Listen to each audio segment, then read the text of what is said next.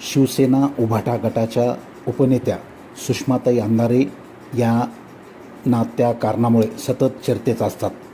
परळी येथे एका वृत्तवाहिनीशी बोलताना त्यांनी पंकजाताई व प्रीतमताई यांच्यावर टीकात्मक वक्तव्य केल्याने मुंडे समर्थक संतप्त झाले असून छत्रपती शिवाजी महाराज चौकात सुषमा अंधारे यांच्या प्रतिमेला जोडे मारो आंदोलन करून प्रतिमेचे परळीत राष्ट्रवादी काँग्रेस अजित पवार गटाच्या कार्यकर्त्यांनी दहन केले.